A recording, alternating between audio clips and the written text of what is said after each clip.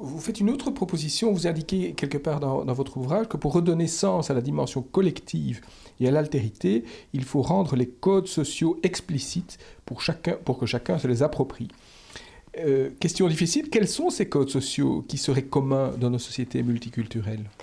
Alors, les codes sociaux, moi je pense, je reviens toujours à ça, c'est déjà le sens de l'autre.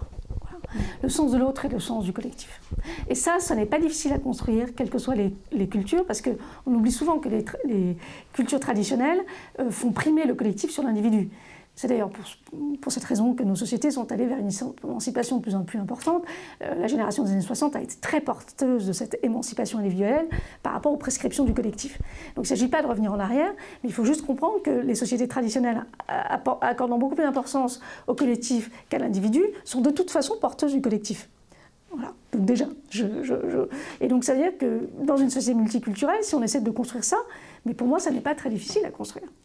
Et puis on peut aussi, comment dirais-je, et ça je pense que ce serait très riche, on est très frappé quand on a un regard soit un peu ethnographique, soit tout simplement curieux quand on est à l'étranger, de qu'est-ce qui peut être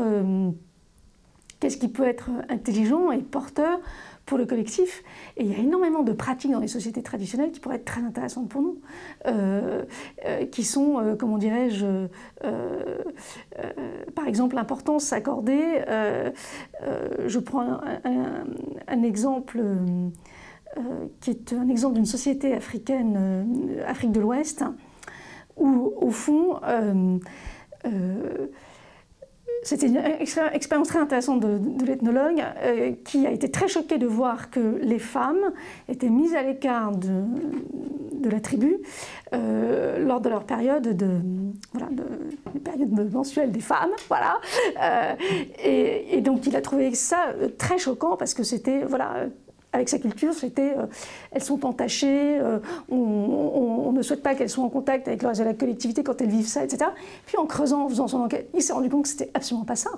C'était au contraire quelque chose qui était, on valorise le fait que cette constance biologique permet aux femmes finalement d'assurer un rôle qui est important, qui est celui de la maternité, de l'éducation, etc. Et au contraire, pendant cette période qui est souvent difficile pour elles, physiquement, on leur permet de se mettre en stand-by. Entre elles, donc c'est une période où elles prennent le thé, elles discutent, elles se reposent. Écoutez, moi, en tant que femme, j'ai trouvé ça génial. Alors, c'est un exemple un peu éloigné de notre sujet de préoccupation, mais quelque part, écoutons ce que ces sociétés ont à nous dire, sortons de notre centrisme, et c'est ça pour moi la diversité culturelle aussi. Et ce serait intéressant de leur donner une place aussi dans ce sens-là pour la construction du collectif, que ce ne soit pas toujours notre modèle qui s'impose. Et dans ce sens-là, moi j'y crois très fortement. Enfin vraiment, je pense que ce serait très intéressant.